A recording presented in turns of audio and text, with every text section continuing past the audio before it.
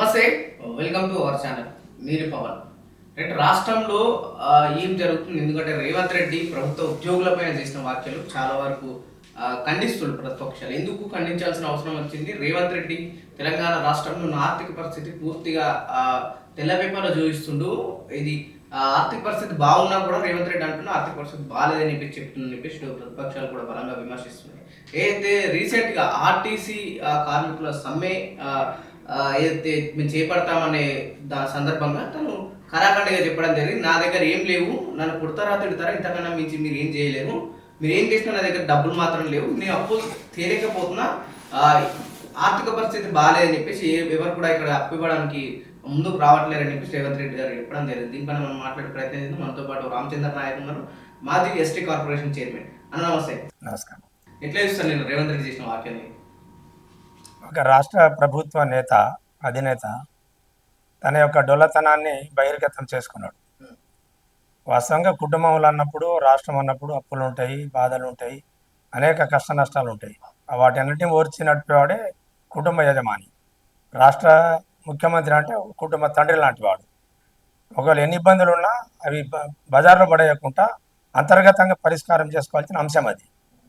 బయటికి వెళ్తే అప్పు పుట్టట్లేదు, చెప్పులు ఎత్తుకోపోతారని చెప్పేసి బ్యాంకు వాళ్ళు అంటున్నారు. నన్ను కొడతారా, చంపుతారా, లేకపోతే నన్ను పోగేసుకొని తింటారా అనే భాష అది చాలా ఇబ్బందికరంగా రాష్ట్ర ప్రజలు చూసారు. ముఖ్యంగా ఉద్యోగస్తుల అంశం మీదనే ఇది మాట్లాడిండు. అన్ని వర్గాలకు ఇచ్చినట్టుగానే ఉద్యోగ వర్గాలకు కూడా తన కాంగ్రెస్ పార్టీ 2003 అభయహాస్తం అనే ఒక మేనిఫెస్టోలో వాళ్ళకు కూడా 11 హామీలు ఇచ్చిండు. ఆ 11 హామీలలో అమలు పరచమని అడిగారు వాళ్ళు, వేరే గొంతెమ్మ కోరికలు కోరలే. ఆయన చెప్పిండు 1వ తారీఖు జీతం ఇస్తా, 15 రోజులనే మీ పెండింగ్ అని చెల్లిస్తా, 3 డిఏలు వెంటనే చెల్లిస్తా అన్నాడు. ఇప్పుడు 5 డిఏలు పెండింగ్లో ఉన్నాయి. ప్రభుత్వ ఉద్యోగస్తులు వాళ్ళు ఆర్థిక అంశాలతో కూడినవి కాకుండా ఆర్థికేతర అంశాలకు సంబంధించిన కోరికలు కూడా ఉన్నాయి.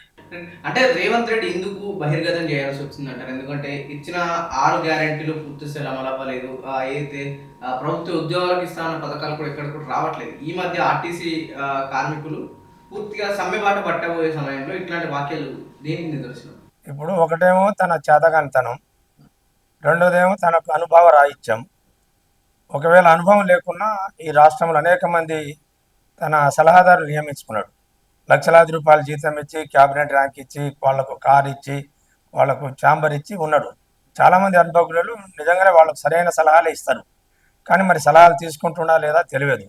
ఒక రాష్ట్ర అధినేత బహిరంగంగా ఉద్యోగస్తుల విషయంలో మీరు ఎవరి మీద సమరం, 98% ఉన్న ప్రజలతోనా ప్రభుత్వంతోనా అనే మాట, అంటే ప్రజల్ని ప్రభుత్వ అధికారుల్ని వేరు చేసే ప్రయత్నం చేస్తున్నాడు. అది ఏ పరిస్థితిలో మంచిది కాదు. ఉదాహరణకు నేను ఒక విషయం చెప్తా. 1989లో ఎన్టీ రామారావు గారు ఒక మాట అన్నాడు ఉద్యోగస్తుల విషయంలో, వీళ్ళంతా పందికొక్కులాగా రాష్ట్ర ఆదాయాన్ని తినేస్తారు అని చెప్పిండు. ఆ దెబ్బతో ఉద్యోగస్తులంతా వ్యతిరేకయ్యి 89లో అంత పెద్ద రామారావు గారిని ఓడించిన ఉద్యోగస్తులు. అంటే ఉద్యోగస్తులు కూడా ఎన్నికల సందర్భంలో కావచ్చు, వాళ్ళ వెనకాల ఉండే కుటుంబాలు కావచ్చు, వాళ్ళందరూ కూడా ఈ రాష్ట్రం ప్రజల్లో అంతర్భాగమే. నేనైతే రేవంత్ రెడ్డి చేసిన వాక్యాలు ప్రభుత్వ ఉద్యోగులు కించపరిచినట్టు అనిపిస్తున్నాయంట, దారుణంగా కించపరిచినట్టు. అది ఉన్న వాస్తవం అయినా ఒకవేళ నీకు 18,500 కోట్ల రూపాయలు మాత్రమే నాకు వస్తున్నాయి, అంతకు మించి నేనేం చేయలేను, 10 లక్షల మందిని సమీకరిస్తా, నాకు చిట్టి రాసివ్వండి, ఇది ముఖ్యమంత్రి గారు చెప్పారు అని మీరే పరిపాలన చేసుకోండి అని తన యొక్క చేతగానితనాన్ని అధికారుల ముందు పెట్టి ప్రజల ముందు ఒక చేతగాని ముఖ్యమంత్రిగా తన యొక్క డొలతనాన్ని ముందు పెట్టడం జరిగింది. అది చాలా తప్పు. ఒక కుటుంబ యజమానిగా, రాష్ట్ర అధినేతగా అంతర్గతంగా ఉద్యోగ నాయకుల్ని పిలిపించుకొని వాళ్ళ బాధక సాధకలు ఏదో విని నిజంగా ఇవ్వలేని పరిస్థితి ఉంటే ఏ రకంగా సమకూర్చుకోవాలి, ఆర్థిక వనరులు సమకూర్చు. ఆయన ఏమన్నాడు, పెన్షన్లు బంద్ చేయమంటారా, కరెంటు బంద్ చేయమంటారా, లేకపోతే ఉచిత విద్యుత్ బస్సును బంద్ చేయమంటారా, లేకపోతే పెన్షన్లు బంద్ చేయమంటారా, రైతు భరోసా బంద్ చేయమంటారా అంటున్నావు. ఇప్పటికే నువ్వు రైతు భరోసా బంద్ చేసినావు. నువ్వు కేసీఆర్ ఇచ్చిన రైతు బంధునే దాదాపుగా ఒక 2 కార్లు ఇవ్వలేదు. ఇక పైగా 2500 అనేది ఇవ్వలేదు. నీ ప్రజలకు ఇచ్చిన 6 గ్యారంటీలు గంగలో కలిసిపోయినాయి. ఒక ఉచిత బస్సు తప్ప ఇంతవరకు రేవంత్ రెడ్డి గారు తను ఇచ్చిన మాట ఒకటి నిలబెట్టుకోకపోగా ప్రజల నుంచి తప్పించుకునే మార్గంలో నేరుగా ఏ ఉద్యోగ వర్గం అయితే గత ప్రభుత్వాన్ని కేసీఆర్ గారు మాకు సమయం ఇవ్వట్లేదు, లేకపోతే అది చేయట్లేదు, మాకు కలవట్లేదు అని ఏదైతే నింద మోపి ప్రజాపాలనలో ఈ ప్రజాస్వామ్యంలో నేను 7వ అంశంగా చెప్తున్నానని ఏదైతే రేవంత్ రెడ్డి గారు చెప్పారో దాన్ని నమ్మి ఉద్యోగ మిత్రులు కూడా మోసపోయినారు. అంటే ఈ మాట దేనికి నిదర్శనం? ఎందుకంటే ఇచ్చిన 6 గ్యారెంటీలు కావచ్చు, లేకపోతే 420 హామీలు పూర్తిస్థాయి అమలు అవ్వట్లేదని చెప్పేసి బీఆర్ఎస్ ముందు నుంచే విమర్శిస్తుంది. ఎందుకంటే తెలంగాణ ఆర్థిక పరిస్థితి అంతంత మాత్రం అని చెప్పేసి బట్టి విక్రమార్క గారు అయితే సిఎల్పి లీడర్ ఉన్నప్పటి నుంచే చెప్తూ వస్తుంది. ఎలక్షన్ ప్రచారంలో బట్టి విక్రమార్క మాట వినలేరంటారు ఈ ఎలక్షన్ కమిటీ కావచ్చు, గతంలో వాళ్ళు ఏర్పరచుకున్న ఒక కమిటీ. అనేక మంది మేధావులు, పత్రికా పెద్ద ప్రతినిధులు కూడా చెప్పారు, మీరు అనువుగానే హామీలు ఇస్తున్నారు, ఇవన్నీ అమలు చేయటం మీకు సాధ్యమేనా అని అడిగారు. అడిగిన సందర్భంలో బట్టి విక్రమార్క ఒక మాట చెప్పారు, మాకు 100 ఏళ్ల చరిత్ర కలిగిన పార్టీ, 50-20 సంవత్సరాలు కేంద్రాన్ని రాష్ట్రాన్ని పరిపాలించిన అనుభవం మాకుంది. ఏ రకంగా ఆర్థిక వనరులు సమకూర్చుకోవాలనో, మేము ఇచ్చిన హామీలు ఎట్లా అమలు పరుచుకోవాలనో మాకు బాగా తెలుసు. ఇప్పుడు గతంలో కేసీఆర్ బడ్జెట్ ప్రవేశపెట్టినప్పుడు 10 ఏళ్లలో చూసుకుంటే బట్టి విక్రమార్క ఉన్నాడు, ఉత్తమ్ కుమార్ రెడ్డి ఉన్నాడు, కోమటిరెడ్డి బ్రదర్స్ వాళ్ళకు సార్ ఉన్నారు. సో ఎందుకు వీళ్ళకి తెలీదా నిజంగానే రాష్ట్ర ఆర్థిక పరిస్థితి బాగాలేని చెప్పేసి ఒకవైపు విమర్శిస్తూనే ఇట్లాంటి హామీలు ఇచ్చినప్పుడు బట్టి విక్రమార్క మాట ఎవరు వినలేకపోయినప్పుడు? అంటే వాళ్ళు కాంగ్రెస్ పార్టీ అనుకుంది ఏంటంటే 10 సంవత్సరాలు పరిపాలిస్తున్న బీఆర్ఎస్ ప్రభుత్వాన్ని ఏ రకంగానైనా గద్దె దింపి ప్రజలకు ఏ రకమైన అలివిగాని హామీలైనా ఇచ్చి వాళ్ళ అంతిమ ధ్యేయం ఏంటంటే అధికారం రావటం కోసం ఎన్ని మాటలని చెప్పారు. కానీ వాస్తవంగా బట్టి కానీ ఉత్తమ్ కానీ కొన్ని వాస్తవాలు తెలుసు. ఒక రాష్ట్ర ప్రభుత్వం నడుస్తున్న క్రమంలో అప్పులు చేస్తూనే ఉంటారు, బకాయిలు పడుతూనే ఉంటారు, ఇలా ఉద్యోగం ఇస్తారు, జీతం ఇస్తారు, కానీ టీఏలు డిఏలు ఇతర అంశాలని కొంతకాలం ఆపైనా ఏదో ఒక సకాలం వాళ్ళకి చెల్లించడం అనేది ప్రభుత్వ బాధ్యత. అదే క్రమంలో ప్రభుత్వం 14లో ప్రభుత్వం ఏర్పడ్డాడు, పర్ క్యాపిటల్ ఇన్కమ్ 1,00,000 పైన ఉంటే కేసీఆర్ గారు దిగిపోయే నాటికి 3,72,000 పర్ క్యాపిటల్ ఇన్కమ్ ఇవాళ మన జిఎస్డిలో ఇంత ఆదాయం పెంచింది. మనది ధనిక రాష్ట్రం అని అనేక సందర్భాల్లో చెప్పినాం. ఇలా ఐటీ రంగంలో కావచ్చు, వ్యవసాయ రంగంలో 50 లక్షల టన్నుల ధాన్యం ఉత్పత్తి ఉంటే ఈ రాష్ట్రంలో 3 కోట్ల మెట్రిక్ టన్నుల ధాన్యాన్ని వరి ధాన్యాన్ని పండించే స్థితికి తెలంగాణ ఎదిగింది. తెలంగాణ ఏమో అడుక్కున్నది రాష్ట్రం కాదు. ఇలా తెలంగాణ పరువుని ప్రతిష్టని బజార్లో పెట్టి ఎక్కడ పోయిన అప్పు పుట్ట కూడా చేసే దుస్థితిని రేవంత్ రెడ్డి అలా బజార్లో పెడుతుండు. నేను రేవంత్ రెడ్డి చేసిన వాక్యం మాత్రం మేము ఏ బ్యాంక్కి వెళ్ళినా మేమే మమ్మల్ని దొంగలా చూస్తుళ్ళు అక్కడ ఉన్న అధికారులు కావచ్చు అని చెప్తుంది. ఎట్లా చెప్పచ్చు? అసలు ఆయన రాష్ట్ర ప్రభుత్వంకి ఏదైనా బ్యాంకులు అప్పు ఎగదొబ్బితే లేకపోతే ఏమైనా మాట తప్పితే ఆ మాట అనాలి. ఆయనకు అప్పు పుడుతూనే ఉంది కదా. ఇప్పుడు 16 నెలల కాలంలో 1,58,000 కోట్ల రూపాయలు అప్పు చేసిన తనే చెప్తున్నాడు. అంటే కేంద్ర ప్రభుత్వం కొన్ని గైడ్లైన్స్ ఉన్నాయి, ఎఫ్ఆర్బిఎం లోబడి ఎంత అప్పైనా మనం చేయవచ్చు. ఎందుకంటే రాష్ట్ర ప్రభుత్వాన్ని బ్యాంకులు నమ్మి ఇస్తాయి. అక్కడ దాకా ఎందుకు? కంచె గచ్చిబౌలి 400 ఎకరాల భూమిని టీఎస్ఐఐసికి అక్రమంగా బదిలీ చేసి 10,000 కోట్ల రూపాయల అప్పు తీసుకున్నావు ఐఐసి బ్యాంక్ దగ్గర. మరి అక్కడ ఎవరు చెప్పులు ఎత్తుకొచ్చినావు నువ్వు? ఇప్పుడు బ్యాంకుల కాడికి పోతే నమ్మట్లేదు, చెప్పులు ఎత్తుకుపోతానని చూస్తుంటున్నావు కదా. 10 లక్షల కోట్ల రూపాయలు ఐఐసి బ్యాంకు నుంచి తీసుకొచ్చి 170 కోట్ల రూపాయలు నువ్వు వాళ్ళకి లంచం ఇచ్చి కమిషన్ ఇచ్చి ఆ 10,000 కోట్లు ఏం చేసినావు అనేది కూడా చెప్పేసి రేవంత్ రెడ్డి లేడు. ఇప్పుడు మీరేమో వచ్చి వాళ్ళ దగ్గర అప్పు తీసుకొచ్చిండు, లేదంటే ఇతర దేశాల నుంచి లక్ష కోట్ల పైగా అప్పు తీసుకొచ్చిండు వైపు, లేకపోతే ఇంకా దగ్గరికి అప్పు తీసుకొచ్చిన వైపు పదే చెప్తూ వస్తుంది. కానీ రేవంత్ రెడ్డి తను చెప్పిందే కదా. సార్ మరోవైపు రేవంత్ రెడ్డి అదే అంటున్నారు, నాకు అప్పు పుట్టట్లేదు, నేను కొన్ని నెరవేర్చలేకపోతున్నాను, ప్రభుత్వ ఉద్యోగులు వాళ్ళకు బోనస్లు కావచ్చు టీఏలు డిఏలు ఇవ్వలేకపోతున్నా, నన్ను ఇంతకు మించి మీరు ఏం చేయలేరని కూడా ఒక బలమైన ఒక స్టేట్మెంట్ ఇవ్వడం జరిగింది. అంటే ఉద్యోగస్తుల హక్కు అది, వాళ్లకు రావాల్సిన టీఏలు కానీ డిఏలు అక్కడ దాకా ఎందుకండి. ఇప్పుడు ప్రభుత్వ ఉద్యోగిగా 30-35 సంవత్సరాలు సర్వీస్ చేసి రూపాయి కూడగట్టుకొని తను రిటైర్మెంట్ అయ్యే నాటికి కొన్ని లక్షల రూపాయలు తన చేతికి రావాలి, బిడ్డ పెళ్లి చేయాలి, ఇల్లు కట్టుకోవాలి అన్న ఉద్దేశంతో జీపీఎఫ్ ఫండ్స్ అవి. అంటే ఎవరో ప్రభుత్వం దయాదాక్షల మీద వచ్చేది కాదు, తన కష్టార్జితాన్ని ఇలా గవర్నమెంట్ ప్రావిడెంట్ ఫండ్లో దాచుకుంటాడు. తను రిటైర్మెంట్ కాగానే ప్రభుత్వం ఆ సొమ్ము అంతా ఆయనకి ఇవ్వాలి. ఈరోజు ప్రభుత్వం తన దాచుకున్న సొమ్ము కూడా ఇచ్చే పరిస్థితిలో లేక ఒక ఉద్యోగి తన యొక్క లెటర్ రాసిన సంగతిని కూడా మనం పత్రికల్లో చూసినాం. ఒక ఉద్యోగి తను హార్ట్ అటాక్ వచ్చి చనిపోయిండు. అంటే ప్రభుత్వం దగ్గర దాచుకున్న డబ్బులు ఇవ్వటానికి కూడా ఆ డబ్బులని కూడా వాడుకొని ఇవాళ రేవంత్ రెడ్డి ఉద్యోగస్తులకు ఇచ్చే పరిస్థితులు లేడు. ఎవరైనా ఓర్చుకుంటారు. ఇప్పుడు ప్రజలకు తప్పుడు హామీలు ఇచ్చిండు. వాళ్ళకి రైతు బంధు భరోసా 15,000 ఇస్తానని చెప్పి 12 అన్నాడు. రుణమాఫీ 2 లక్షలని ఇవ్వలేదు. 4 లక్షలు కేసీఆర్ ఏందా 2,000 ఇచ్చిండు పెన్షన్, నేను 4,000 ఇస్తాడు. అది ఇవ్వలేదు. గత 9.5 ఏళ్ళు బీఆర్ఎస్ పార్టీ పూర్తిగా దోచుకొని తిన్నది. కుటుంబ పాలనలో ఎక్కడ కూడా ఆర్థిక పరిస్థితి తెలంగాణ బాగాలేదు, అందుకే మేము ఇవ్వలేకపోతున్నాం అంటున్నారు కదా. ఇవాళ తెలంగాణ ప్రభుత్వ ముఖ్యమంత్రి కేసీఆర్ గారిని ప్రజలు చూశారు. రేవంత్ రెడ్డి గారి 17 నెలల పాలన చూస్తున్నారు. సరే మేమంటే రాజకీయ కక్షతో ఏదో మాట్లాడతామంటానికి వీలుంది. కానీ సామాన్య ప్రజలు సోషల్ మీడియాలో కావచ్చు, మీడియా ముందుకు వచ్చి ఇవాళ మా నోరు కొట్టి ఆయన మోస మాటలు నమ్మి మేము మోసపోయినాం, మాకు రైతు బంధు రావట్లేదు, బీమా రావట్లేదు, కేసీఆర్ కిట్ రావట్లేదు, మాకు వచ్చే ఏ పథకాలు కూడా అమలు కావట్లేదని లబలబ మొత్తుకుంటారు, శాపనార్థాలు పెట్టుకుంటారు. దాని వెనుక కూడా మీరు డబ్బులు ఇచ్చి చేపిస్తున్నారని ఒక అపోహ ఉంది. ఒక సామాన్య ప్రజలు వారి బాధ వారిని వెళ్ళబుచ్చుకుంటే ఇవాళ కళ్ళాల్లో ధాన్యం దడుస్తుంది. కరోనా లాంటి కఠోరమైన పరిస్థితుల్లో కూడా నేను ఒక రైతు బంధు జిల్లా అధ్యక్షుడుగా ఉన్నా. మాస్క్ వేసుకొని మా ఎస్పీ, మా కలెక్టర్ కల్లాల కాడికి పోయి ప్రతి రైతుకు కొనుగోలు చేసి వారం రోజుల్లో వాళ్ళ ఖాతాలో డబ్బులు వేసినాం. ఈ రోజు కల్లాలో ధాన్యాలు దడిస్తే కనీసం టార్పల్ కప్పే పరిస్థితులు రాష్ట్ర ప్రభుత్వం లేదు. అంటే రైతులు చెప్తున్న ఆరోపణ నిజం కాదా? రోడ్డు మీదకి వస్తుంది నిజం కాదా? దానికి బీఆర్ఎస్ పార్టీ మద్దతు అంటే వాళ్ళకేం ఉసిగోలు కదా. కడుపులో మంటలు వేస్తేనే తను మాట్లాడతాడు. అలా రేవంత్ రెడ్డి తనకు చేతగాక ఉద్యోగస్తుల యొక్క ఇచ్చిన హామీలు అమలుపరచలేక 6 గ్యారంటీలు అన్నీ ఆయన విఫలమైపోయి ప్రజల దగ్గర ముఖం చెల్లుబాటు కాక తక్షణం ఒకటేమో శాసనసభ, రెండోది ఎగ్జిక్యూటివ్, మూడవది జ్యుడిషియరీ అనేక సందర్భాలు ఆయనకు ఇలా వార్నింగ్ ఇచ్చింది. ఇలా ఎగ్జిక్యూటివ్ వాళ్ళు చేస్తేనే పరిపాలన మంచిగా ఉంటుంది. వాళ్ళు లేకపోతే ఈయన ప్రభుత్వం నడవదు. కాబట్టి వాళ్ళకి అలా మాట నిలుపుకోలేక నేను ఏం చేసుకొని కోసుకొని పోగులు పెట్టుకుంటే ఉద్యోగస్తులు నరమాంసం తింటోలా. ఇప్పుడు సరే 9.5 ఏళ్లలో కేసీఆర్ గడిలే ఉన్నాడు, ఫామ్ హౌస్ ఉన్నాడు. ఎప్పుడు కూడా ప్రజల ముందుకు వచ్చి ప్రభుత్వ ఉద్యోగుల ముందుకు వచ్చి ఉన్న వాస్తవం చెప్పలేడు. అందుకే రాష్ట్రం పరిస్థితి ఇంత దివాలా తీసింది.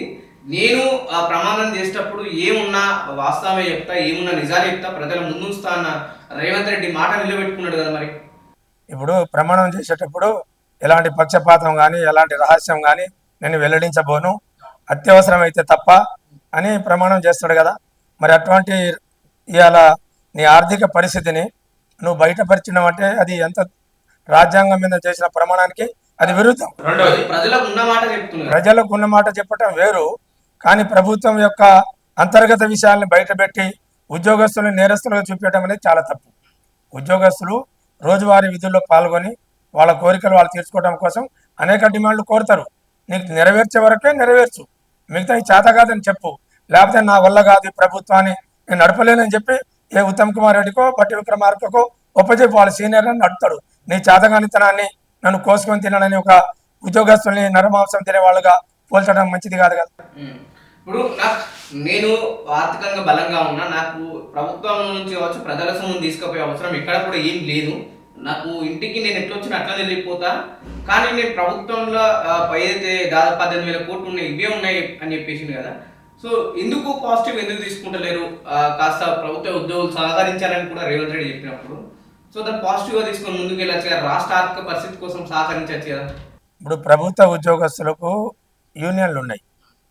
వాళ్ళ నాయకుల్ని పిలిపించి అంతర్గతంగా మాట్లాడి నేను నిజమైన నీ పరిస్థితి బహిరంగంగా చెప్పినట్టుగా అంతర్గతంగానే చెప్పి ఇగో ఈ డిఎల్ నేను ఇప్పుడు ఇవ్వలేను, ఇంకా కొంతకాలం తర్వాత ఇస్తా, లేకపోతే ఏదైనా భూములను ఇస్తా, లేకపోతే ఏమైనా అదనంగా నా యొక్క ఆదాయ వనరులు సమకూర్చులకు ఇస్తా, లేకపోతే ఇంకో సంవత్సరం తర్వాత ఇస్తానని చెప్పుకోవటం వేరు.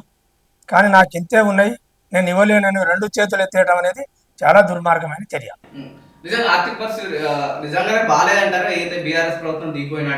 ఒకటైతే వాస్తవం, బీఆర్ఎస్ ప్రభుత్వం ఈ రాష్ట్రంలో అనేక మౌలిక సదుపాయాలను కల్పించి ఇలా 33 జిల్లాల్లో పేద పిల్లలు చదువుకోవడానికి మెడికల్ కాలేజీలు కావచ్చు, గురుకుల పాఠశాలలు కావచ్చు, సెక్రటేరియట్ కావచ్చు, పెండింగ్ ప్రాజెక్టులు కావచ్చు, కలెక్టరేట్లు కావచ్చు, ఎస్పీ ఆఫీసులు కావచ్చు, పోలీసులు తిరిగే కొత్త రకం వాహనాలు కావచ్చు, ఇలా మౌలిక సదుపాయాలు ఒక 20 ఏళ్ల వరకు రేవంత్ రెడ్డి ఏమి చేయకుండా ఉండేటటువంటి పనులన్నీ సప్పో చేసి రాష్ట్రాన్ని అగ్రభాగాన్ని తీసుకొచ్చి భారతదేశంలోనే తెలంగాణ రాష్ట్రాన్ని అన్ని రంగాలలో అగ్రస్థానం నిలబెట్టింది బీఆర్ఎస్ పార్టీ. ఇప్పుడు ఒక కుటుంబ యజమాని ఉంటాడు, తన పక్క పొలం 2 ఎకరాలు ఒక రైతు అమ్ముతానంటే ఆ గట్టి ఇంకోటి రాకూడదని సప్పు చేసో భార్య పుస్తె తాడైన తాకట్టు పెట్టి ఆ 2 ఎకరాలు కొని తన కుటుంబం అందరు కలిసి కష్టపడి ఆ 2 ఎకరాల అప్పు తీర్చి 4 ఎకరాలు అంటే 2 ఎకరాలు చేసుకొని తను నిలబడతాడు. ఒకవేళ పిల్లగాడు దసరా పండుగ రోజు బట్టలు కొనియమని మారాం చేసినా, కొడుక మన పరిస్థితి బాగలేదురా, ఈసారి చిన్నోడికి ఇప్పిస్తా, పెద్దోడు నువ్వు ఆగమని తండ్రి సంజాయించుకుంటాడు. అట్లా ముఖ్యమంత్రి చేయాలి. కానీ నేను అసలు మన కప్పుల పాలైనవరా, భూములు అమ్మేస్తా, నా చేత కాదని ఏ తండ్రి కూడా కాడెత్తాడు. సంసారాన్ని నడిపే పద్ధతి అది కాదు. ఆర్టీసీ కార్మికుల సమ్మె రేపు ఈయన ప్రకటించిండు. ప్రభుత్వం చర్చలు కొనసాగిస్తుంది. ఒకవైపు చర్చలు కొనసాగిస్తున్నాం అంటూనే మరోవైపు రేవంత్ రెడ్డి ఓపెన్ గా చెప్పేసిండు నా దగ్గర ఏం లేవని చెప్పేసి. ఇప్పుడు ఆర్టీసీ ఉద్యోగస్తులు జేఏసీ నాయకులు నేను ఇవాళ టీవీలో కూడా మాట్లాడింది. ప్రభుత్వం పిలిస్తే రావడానికి మేము సిద్ధంగా ఉన్నాం, మాతో చర్చలు జరపండి. మీరు జరుపుతామంటున్నారు కదా, బస్ భవన్కి పిలుస్తారా, సెక్రటేరియట్కి పిలుస్తారా, కమాండ్ కంట్రోల్కి పిలుస్తారా, ఎక్కడ పిలుస్తారో మేము వస్తాం, చర్చిద్దామని వాళ్ళు అంటున్నారు. వీళ్ళేమో చర్చకు కూడా పిలవకుండా ఒక పొన్నం ప్రభాకర్ గారు మాత్రం కొంచెం మదన పడుతున్నాడు. ఆర్టీసీ కార్మికులు ఏదో రకంగా ఆదుకోవాలని అంటున్నాడు, కానీ ముఖ్యమంత్రి నుంచి పాజిటివ్ లేదు. పైనుంచి ఆదేశాలు రావాలి ఒక మంత్రి. ఇంకోటి, ఈ ఉద్యోగస్తుల విషయంలో చర్చించడానికి ఒక సబ్ కమిటీని కూడా వేసారు. ఇవాళ మినిస్టర్ సబ్ కమిటీ వేసింది. ఇంతవరకు వీళ్ళ సమస్యలు చర్చించడానికి వాళ్ళకి తీరుబాటే లేదు. హెలికాప్టర్లు తిరగటానికి వాళ్ళు పోటీపడి నల్గొండ పోయిన హెలికాప్టర్ కావాలి, కానీ ఉద్యోగస్తుల జేఏసీతో మాట్లాడటానికి మాత్రం సబ్ కమిటీకి తీరుబాటు లేదు. ఆర్టీసీని నడపటం కోసం ప్రభుత్వంలో విలీనం చేసుకొని గత ప్రభుత్వం జీహెచ్ఎంసీ నుంచి 1000 కోట్ల రూపాయలు ప్రతి నెల వాళ్లకు ఆర్టీసీకి ఇచ్చి వాళ్ళని ప్రభుత్వ ఉద్యోగులుగా పరిగణించి ఇవాళ ఆర్టీసీని రక్షించింది, కాపాడింది గత ప్రభుత్వం. ఇప్పుడు నిజంగా ఇదే రేవంత్ రెడ్డి గారు అసెంబ్లీలో చెప్పిన మాట ఏంటంటే, ఉచిత బస్ వల్ల ఆర్టీసీ పూర్తి స్థాయిలో లాభాల్లో ఉంది, ఎక్కడ కూడా నష్టాలు లేదని రేవంత్ రెడ్డి చెప్పినప్పుడు ఎందుకు ఆర్టీసీ కార్మికులు అడిగిన వాళ్ళు పెండింగ్ లో ఉన్న డిఏలు ఎందుకు ఇవ్వలేకపోతుందంటారు? మరి ఇంత లాభాల్లో ఉన్నా కూడా. ఒక విషయం అయితే వాస్తవం, ఏదైతే ఆర్టీసీలో ఉచిత ప్రయాణం చేస్తున్నారో 0 టికెట్లు కొడుతున్నారు, అది ఆర్టీసీకి ఆదాయం కాదు. ముఖ్యమంత్రి గారు రేవంత్ రెడ్డి చెప్పినప్పుడు మంచి లాభాల్లో ఆర్టీసీ నడుస్తుంది ఉచిత బస్సు వల్ల అని అన్నాడు కదా. అన్నప్పుడు మరి ఆర్టీసీ కార్మికులు వాళ్ళు చిన్న చిన్న కోరికలు డిఏలు ఇవ్వడానికి ఎందుకు చేత కావట్లేదు నీకు అంటే, ఆర్టీసీ చాలా నష్టాల్లో ఉంది అని చెప్పగానే చెప్తున్నాడు. ఒకవేళ పిలిస్తే ఎన్నో కొన్ని కోరికలు తీర్చాల్సి వస్తుంది. అసలే పిలవకుండా ఉండి వాళ్ళు చేసేది ఏంది, ఏం చేసుకుంటారో చేసుకోరని మొండితనానికి వేసి ఆయన మాట్లాడుతున్నారు. మరోవైపు ప్రభుత్వ పెద్దలు చెప్తున్నారు ఆర్టీసీ కార్మికులతో చర్చలు జరపడానికి మేము సిద్ధం అంటున్నారు కదా. ఇప్పుడు ఆర్టీసీ కార్మికులతో ఎందుకు జరపట్లేదు? మరి పిలిచిన తర్వాత తెలుస్తుంది కదా వాళ్ళు ఏం కోరుతున్నారో, మీరేం ఇవ్వదలుచుకున్నారో. సభ్య సమాజం ముందు పెట్టండి, అదే పత్రికలో టీవీలో పెట్టండి. వీళ్ళు ఆర్టీసీ కార్మికుల కోరికలు గొంతెమ్మ కోరికల, నిజమైన కోరికల, తీర్చగల స్థితిలో ఆర్టీసీ ఉన్నదా లేదా, లేని పక్షంలో ప్రభుత్వ పరంగా ఏమైనా ఆదుకోవడానికి అవకాశం ఉందా అని ప్రభుత్వం తేల్చాలి. ఈ సిచ్యువేషన్ చూస్తే ఉచిత బస్ ప్రయాణం బంద్ అయ్యే అవకాశం కనిపిస్తుందంటారా?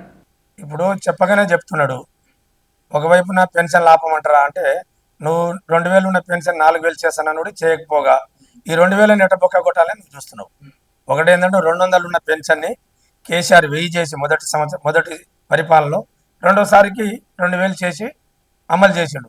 ఆ 2000 ముట్టుకునే దమ్ము ఎవరికి లేదు. 10,000 ఇచ్చిన రైతు బంధుని ముట్టుకునే దమ్ము ఏ ప్రభుత్వానికి వచ్చినా లేదు. కాబట్టి 12 అని సరిపెట్టుకున్నావు. ఆ 12 కూడా నువ్వు వేయలేకపోయినావు. ఇక పైగా కేసీఆర్ కిట్, ఒక పేద బిడ్డ ప్రసవిస్తే అమ్మఒడిలో తీసుకెళ్ళి డెలివరీ చేసి కేసీఆర్ కిట్ ఇచ్చి, ఆడపిల్ల పుడితే 13,000, మగపిల్ల పుడితే 12,000 జేబులో పెట్టి ఇంటికాడ పోయి దింపొచ్చిన పథకాన్ని చిన్న చుడుతీవి. అంటే పేద మహిళలకు రావాల్సిన మినిమం వసతులను దెబ్బ కొడుతీవి. ఇలా రియంబర్స్మెంట్స్ ఏ కాలేజీకి దొరకలేదని వాళ్ళే చెప్తున్నారు. మరి ఇందులో దేన్ని పని చేయాలని ఆలోచిస్తున్నావు? రేవంత్ రెడ్డి రైతు బంధును ఎగదొబ్బాలనే, ఉద్యోగస్తులు రావాల్సిన బెనిఫిట్ని, ఉద్యోగస్తులు అయితే ఆగరండి, వాళ్ళు పెన్ డౌన్ చేస్తారు, సకల జనుల సమ్మె చేస్తారు. అవసరమైతే వాళ్ళు 1,00,000 మందితో ఇంద్ర పార్క్ దగ్గర ధర్నా చేస్తామని పిలిపించారు. వాళ్ళు కమిటెడ్ వర్గం. వాళ్ళు ఏంటంటే ఏదో ప్రజల్లాగా చెల్లా చెదిరైన వాళ్ళు కారు కదా, వాళ్ళు అనుకుంటే ఏదైనా చేస్తారు. కాబట్టి వాళ్ళ విషయంలో రేవంత్ రెడ్డి సానుకూలంగా స్పందించి, నా చేత కాదని చెప్పిన మాటని విత్డ్రా చేసుకొని, లేకపోతే నా చేత కాదంటే నువ్వు దిగిపో. కానీ ఇక్కడ పెద్ద కుట్ర ఉన్నది. ఈ రాష్ట్రాన్ని అస్థిరపాలు చేసి, వాస్తవంగా ఏంటంటే రేవంత్ రెడ్డి తెలంగాణ వ్యతిరేకి, ఉద్యమ కాలంలో తుపాకీ పట్టుకొని బెదిరించిన వాడు, చంద్రబాబు నాయుడు యొక్క కనుసన్నల్లో పనిచేసే వ్యక్తి.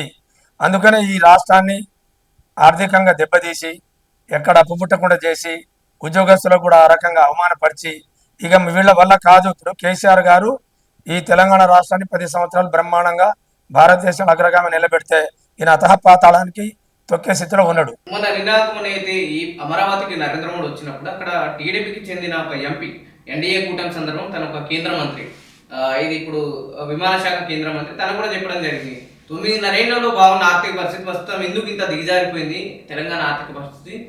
సో దాన్ని బట్టి ఇప్పుడు అర్థమవుతుంది కదా ఎవరు ఎక్కువ డెవలప్మెంట్ సైడ్ ముందుకు వెళ్తుందని చెప్పేసి ఒక కేంద్ర మంత్రి కూడా వ్యాఖ్యలు చేయడం జరిగింది రామ్మోహన్ నాయుడు. రామ్మోహన్ నాయుడు ఎర్రంనాయుడు గారి కొడుకు, ఆయన విమానయాన శాఖ మంత్రిగా ఉన్నాడు. ఇప్పుడు ఆయన రాష్ట్ర పరిస్థితి, ఆ రాష్ట్రానికి ఏమేమి చేయాలో తను ప్రయత్నం చేస్తున్నాడు. ఆంధ్రప్రదేశ్ అభివృద్ధి కోసం తను పాటుపడుతున్నాడు. దాన్ని మనం అప్రిషియేట్ చేద్దాం. కానీ తెలంగాణ విషయంలో ఏ స్థితిలో ఉన్న ఆర్థిక పరిస్థితి అనేది ఈ తెలంగాణ ప్రభుత్వం చూసుకోవాలి. గత ప్రభుత్వం ఏం చేసింది అనేది దానికి ఆడిట్ అండ్ కంట్రోల్ జనరల్ యొక్క నివేదికలు ఉన్నాయి, రిజర్వ్ బ్యాంక్ యొక్క నివేదికలు ఉన్నాయి. ఏ సంవత్సరానికి ఆ సంవత్సరం బడ్జెట్ రూపంలో, ఆ తర్వాత అయిన ఖర్చు ఎంత, చేసింది ఎంత అనేది ఒక వైట్ పేపర్ లాగా ఉన్నది. దాన్ని ఎవడో దాచిపెట్టాల్సిన అవసరం లేదు కదా. ఇప్పుడు 9.5 ఏళ్లలో ఏపీలో 2 ప్రభుత్వంలో అయినాయి. కేంద్రం నుంచి కేంద్ర ప్రభుత్వం బాగానే ఉంది. ఇప్పుడు కూడా ఇట్లాంటి విమర్శలు రాలేవు. తెలంగాణ ఆర్థిక పరిస్థితి బాగాలేదు, మేము ఎక్కడ కూడా దానికి సపోర్ట్ చేయని కూడా ఇక్కడ ఇట్లాంటి వాక్యాలు ఎక్కడ రాలేవు. ప్రస్తుతం ఎందుకు రావాల్సి వస్తున్నాయి? పక్క స్టేట్ నుంచి కావచ్చు, లేకపోతే కేంద్ర మంత్రుల నుంచి. ఇప్పుడు కేంద్రానికి కానీ ఇలా సమైక్య ఆంధ్ర పాలకులకు కానీ ఇక కంటిలో నలసలాగా కేసీఆర్ అనేవాడు తెలంగాణలో యొక్క ఈ పునర్నిర్మాణం చేసి తెలంగాణ ఒక ప్రత్యేక రాష్ట్రంగా సాధించి ఒక దేశంలోనే నెంబర్ 1గా నిలుపుతున్న దాంట్లో ఇలా ఆంధ్రప్రదేశ్ ఎక్కడ కూడా ముందడుగులో లేదు. కాబట్టి ఓర్వలేక చేసే భాష ఒకటి. రెండవది, ఈ రాష్ట్రాన్ని అస్థిరపరిస్తే వాళ్ళ ఆస్తులన్నీ ఇక్కడ హైదరాబాద్లో ఉన్నాయి. మళ్ళీ ఇక తెలంగాణ ఆంధ్రని ఏదో రకంగా ఆంధ్ర పాలకులు అయితేనే కరెక్ట్గా పరిపాలిస్తారని చెప్పి మా వాళ్ళని తక్కువ చేయటం కోసం చేసే మాటలు తప్ప తెలంగాణ స్వయం ప్రతిపత్తిని దెబ్బతీయాల్సిన దమ్ము కానీ ధైర్యం కానీ ఆంధ్ర మంత్రులకు కానీ కేంద్ర మంత్రులకు లేదు. పైగా 10 ఏళ్ల పాటు ఈ రాష్ట్రంలో ఒక కేంద్ర ప్రభుత్వం నుంచి ఒక ఐఐఎం కానీ, ఒక మెడికల్ కాలేజ్ కానీ, ఒక జాతీయ హోదా ప్రాజెక్ట్ కానీ మననే చెప్పాడు కదా కేసీఆర్ గారు. 11 ఏళ్ల కాలంలో 11 రూపాయలు ఇవ్వకపోగా ఏ ఒక్కటి కూడా తెలంగాణకు వాళ్ళు సాయం చేయలేదు. ఆంధ్రాకి అన్ని సమకూర్చారు. ఇక్కడ ఉన్న 7 మండలాలు తీసుకుపోయి సిలేరిని మనకు వాళ్ళు కలుపుకున్నారు. ఐఐఎం ఇచ్చారు, వాళ్ళకు పోలవరం జాతీయ హోదా ప్రాజెక్ట్ ఇచ్చారు. కానీ తెలంగాణ మీద సవతి తల్లి ప్రేమ చూపిస్తున్నారు. ఇటు బీజేపీ కానీ కాంగ్రెస్ కానీ 2 ముప్పేట తాడి బీఆర్ఎస్ మీద చెప్తున్నాయి. బీఆర్ఎస్ వాళ్ళ ప్రథమ శత్రువు. ఫైనల్ గా చెప్పండి, రేవంత్ రెడ్డి చేసిన వ్యాఖ్యలు ప్రభుత్వ ఉద్యోగులపై ఎంతవరకు ఎఫెక్ట్ చూసే పరిస్థితి ఉంటుంది? ప్రభుత్వ ఉద్యోగస్తులు చాలా మదన పడుతున్నారు. వాళ్ళు కూడా నిజం చెప్పాలంటే చాలా మంది 10 ఏళ్ల కాలంలో భారతదేశంలో ఏ రాష్ట్ర ప్రభుత్వం ఇవ్వనంత బెనిఫిట్స్ తెలంగాణ ప్రభుత్వం ఇచ్చింది. తెలంగాణ రాష్ట్ర ప్రభుత్వాలకు ఉన్నన్ని ఉద్యోగాలు అంటే జీతాలు ఏ రాష్ట్రంలో లేదనేది మీరు ఏ కొట్టినా తెలుస్తుంది. అట్లా 35% 45% పెట్టుబడితో పిఆర్సీ ఇచ్చిన ఏకైక నాయకుడు కేసీఆర్ గారు వాస్తవంగా ప్రభుత్వాన్ని సహకరించారు. ఇలా కరెంట్ విషయంలో కానీ రాష్ట్ర అభివృద్ధి విషయంలో కానీ తెలంగాణ ఉద్యోగస్తులు బ్రహ్మాండంగా సహకరించారు. కానీ కొంతమంది ఉద్యోగ నాయకులు కావచ్చు, లేకపోతే ఇంతకంటే మెరుగిస్తానంటున్నాడు కదా రేవంత్ రెడ్డి, ఇదేదో మన నియంత పాలన చెప్పి పదే మా మీద కొంచెం చాడీలు కానీ లేకపోతే మా మీద దుష్ప్రచారం చేశారు. ప్రజాపాలన వస్తుంది, ప్రజాస్వామ్య నేను చేస్తానన్నాడు. కానీ నమ్మిన యువత కానీ, నమ్మిన ఉద్యోగస్తులు కానీ, నమ్మిన ప్రజలు కానీ ఇలా నట్టేట ఆయన ముంచడం అనేది తేల్చుకున్నారు. కాబట్టి ఉద్యోగ మిత్రులు కూడా ఇప్పటికైనా కళ్ళు తెరిచి రేవంత్ రెడ్డి చేస్తున్న యొక్క నాటకాల్ని, ఆయన చేస్తున్న యొక్క తప్పుడు ప్రచారాన్ని, ఈ రాష్ట్ర ప్రతిష్టని దిగజార్చుకుంటా రాష్ట్ర భవిష్యత్తులో అప్పులు పుట్టాలన్నా, ఈ రాష్ట్రానికి ఎవడైనా పరిశ్రమలు రావాలన్నా కూడా మన రాష్ట్ర ఆర్థిక స్థితి మీద ఆధారపడి ఉంటుంది. కానీ నేను బాగలేను, నేను దివాలా తీసిన ఏ తండ్రి ఒప్పుకున్నా ఎవరు కూడా రూపాయి అప్పియరు. అటువంటి దుర్గతికి తెలంగాణని నాశనం చేయాలనే ఉద్దేశంతోనే రేవంత్ రెడ్డి అలా కంకణం కట్టుకునేది నా యొక్క ఉద్దేశం. థ్యాంక్ యూ అన్న, మా ఛానల్కి మీ సమయాన్ని కేటాయించినందుకు. రైట్, ఇది పూర్తిగా తెలంగాణ ఆర్థిక పరిస్థితి బాగాలేదనడం ఇది సరైన విధానం కాదు. ఒక ముఖ్యమంత్రిగా ఉన్న ఏదైతే లోపాలను బయట పెట్టడం కరెక్ట్ కాదు. ఏదైనా ఉంటే ప్రభుత్వం కావచ్చు, అక్కడ అడ్మినిస్ట్రేషన్ చక్కదిద్దుకోవాలని చెప్పేసి మాజీ ST corporation chairman Ramachandra Naik గారు ప్రభుత్వానికి సూచిస్తుంది. చూద్దాం ఎంతవరకు ఈ సమస్య ముందుకెళ్తే నిజంగానే రేవంత్ రెడ్డి తన తప్పును తెలుసుకుని వాక్యాన్ని వెనక్కి తీసుకుంటారు, లేకుంటే ప్రభుత్వ ఉద్యోగులు కావచ్చు, ఆర్టీసీ కార్మికులు వాళ్ళ సమ్మె కావచ్చు, ఇటు ప్రభుత్వ ఉద్యోగులు ఖండిస్తున్న తీరు కావచ్చు వెనక్కి తీసుకునే అవకాశాలు చూడాల్సిన అవసరం ఉంది.